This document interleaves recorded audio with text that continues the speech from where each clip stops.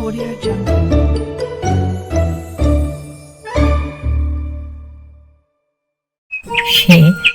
অনেক অনেক দিন আগের কথা। এক জঙ্গলে বাস করত একটি টুনি ও তার 2টি ছানা। টুনি তার ছানাদের নিয়ে খুব সুখে দিন কাটাচ্ছিল, কিন্তু একদিন টুনির বাসার উপর নজর পড়ল একটি পাজি শিয়ালের। আরে বাহ, এত দেখি টুনির বাসায় দুটো ছানা আছে। চাই টুনিকে বোকা বানানোর চেষ্টা করি। ও কি নাদুস নুদুস ছানা, আমাকে আজ খেতেই হবে। টুনটুনির পাখির মাংস কত নরম আর সুস্বাদু হয়, তা কেবল খেলেই টের পাওয়া যাবে। আমাকে খেতেই হবে ওর ছানা দুটোকে আজকে। এই বলে শিয়াল ঝোপ থেকে বেরিয়ে টুনির বাসার নিচেই গেল আর টুনিকে বলতে লাগলো, এই বেটা টুনি, তোর ছানাগুলোকে নিচেই ফেল, তা না হলে আমি যদি গাছে উঠি তাহলে কিন্তু তোর ছানাদের সাথে সাথে তোকেও খেয়ে ফেলবো।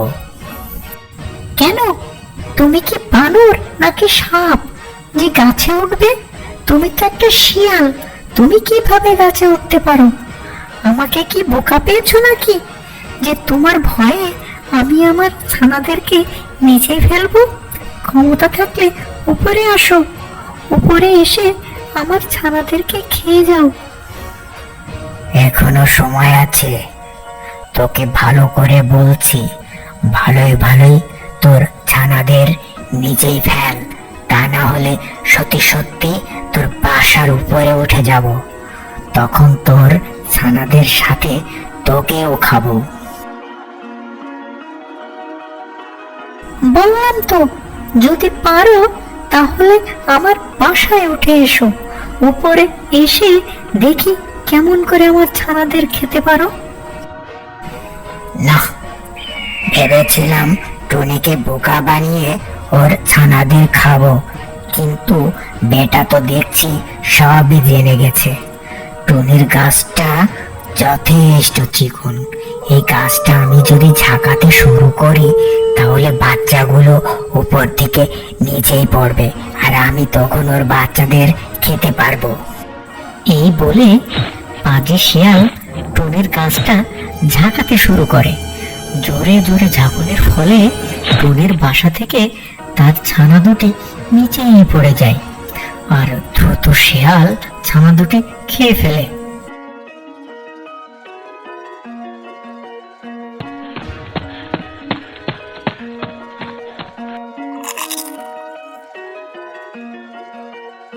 দেখলি তো টুনি, তোর ছানাগুলোকে আমি খেয়েই ছাড়লাম, মাঝখান থেকে তুই বেঁচে গেলি। আমি যদি সত্যি সত্যি গাছের উপরে উঠতে পারতাম তাহলে তোকেও খেয়ে নিতাম। আমি এখন যাই, আবারও তুই ডিম পাড় আর বাচ্চা ফোটা, তারপর আমি আবার আসবো, তোর ছানাদের খেয়ে যাব আমি। তুমি খুবই পাজি একটি শিয়াল, আমার ছোট ছোট ছানাদের খেয়ে কি লাভ হলো তোমার? তোমার তো পেটও ভরলো না, তাহলে কেন তুমি আমার ছানাদেরকে খেলে? আরে বেটা, তুই কি বুঝবি? তোর ছানাগুলোকে খেয়ে যে মজা পেয়েছি, এরকম খাবার জীবনেও খাইনি আমি। তবে তুই চিন্তা করিস না, এর পরের বারও আমি তোর ছানাগুলোকে খাবো। তাড়াতাড়ি ডিম পাড় আর সেই ডিম থেকে নাদুস নুদুস বাচ্চা ফোটা।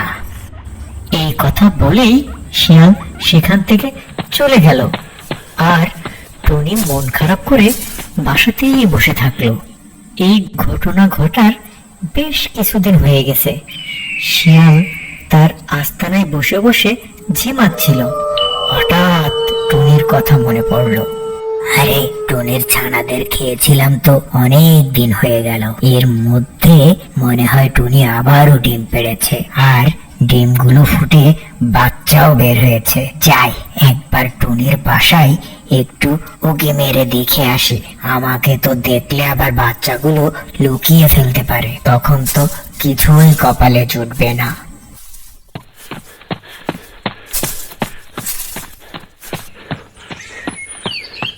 এই বলে শিয়াল গেল টুনির বাসায়। আর এদিকে টুনি আরো দুটি ছানা ফুটিয়েছে।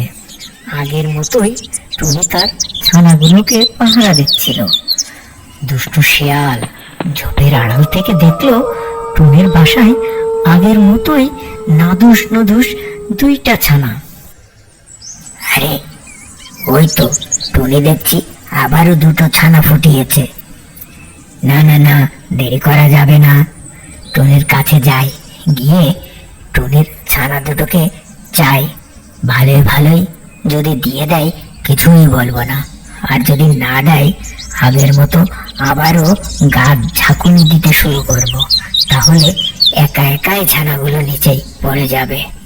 এই বলে শিয়াল ঝোপের আড়াল থেকে বেরিয়ে এসে আবার টুনির বাসার নিচেই গেল। আর টুনিকে ভয় দেখিয়ে বলতে লাগলো, কে রে টুনি, এ তো দেখছি আবারও দুটো ছানা ফুটিয়েছিস। বলেছিলাম না আমি আসবো, ঠিক চলে এসেছি। নে ভালোই ভালো তোর ছানাগুলোকে মাটিতে ফেল, আমার অনেক ক্ষুধা লেগেছে। আমি তোমার কাছে হাত জোর করে মিনতি করছি, তুমি আমার ছানাগুলোকে খেও না। আমার ছানাগুলো নির্দোষ আর নিষ্পাপ, ওরা তোমার কি ক্ষতি করেছে? তুমি ওদেরকে খেও না ভাই, কমছে কম এই ছানাদেরকে এবার ছেড়ে দাও তুমি। দেখ টুনি, এখনো সময় আছে, আমি তোকে কিন্তু ভালোই ভালোই বলছি, ছানাগুলোকে নিজেই ফেল। আর কাকতি মিনতি করে কোনো লাভ হবে না, আমি তোর ছানাগুলোকে খাবই। ভালো এটাই হবে যে তুই তোর ছানাগুলোকে তাড়াতাড়ি নিচেই ফেলা। আমি তোমার কাছে হাত জোড় করে ভিক্ষা চাইছি, তুমি আমার ছানাগুলোকে ছেড়ে দাও ভাই, আমার ছোট্ট নিষ্পাপ বাচ্চা, এবার তো বাঁচার সুযোগ দাও তুমি। বুঝতে পেরেছি, সোজা কথায় কাজ হবে না, আবারও গাছ ঝাঁকাতে শুরু করি, তাহলে এই ছানাগুলো মাটিতে লুটিয়ে পড়বে। এই বলে শিয়াল টুনির গাছটা ঝাঁকাতে শুরু করে। জোরে জোরে ঝাঁকুনির ফলে বাসা থেকে তার দুটি ছানা আবার নিচেই পড়ে যায়। আর দ্রুত শিয়াল ছানা দুটি খেয়ে ফেলে। তারপর শিয়াল তার আস্তানায় ফিরে গেল। টুনি মন খারাপ করে তার বাসাতেই দাঁড়িয়ে থাকলো।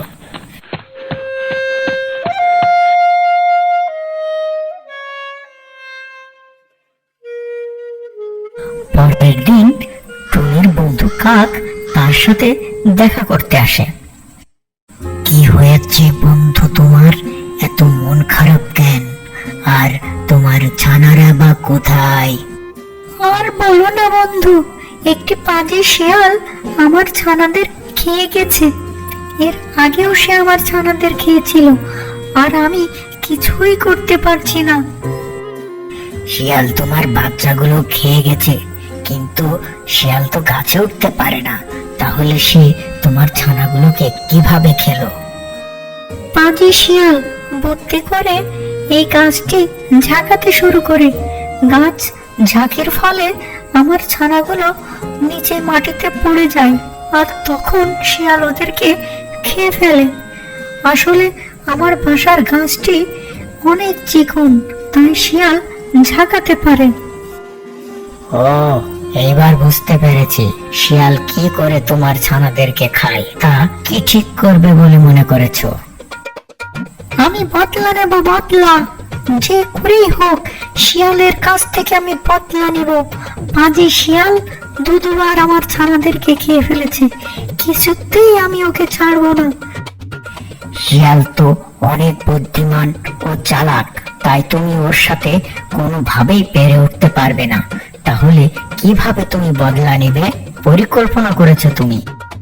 শিয়ালকে আমি যখনই সামনে পাবো তখনই ওর মাথাটা ঠুকরাতে থাকবো, আর ওর মাথা ঠুকরাতে ঠুকরাতে আমি ছিদ্র করে ফেলবো, তাহলে বেটা শিয়াল চরম শিক্ষা পাবে।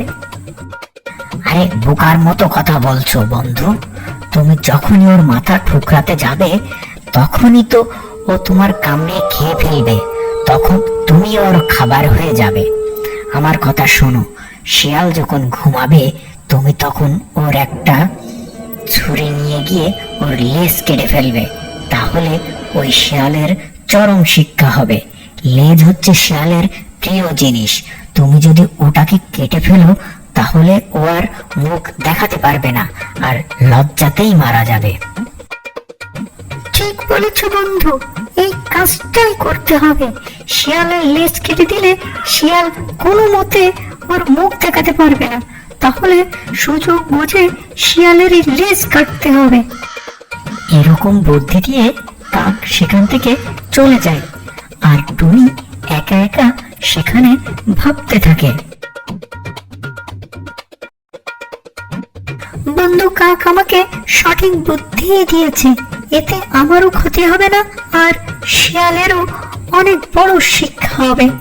আরো লজ্জাতে এই বনেই থাকতে পারবে না। এখন গ্রামে গিয়ে একটি ছুরির ব্যবস্থা করতে হবে। তারপর ওই ছুরি দিয়ে শিয়ালের লেজ কেটে দেব, তাহলেই হবে শিয়ালের উচিত শিক্ষা।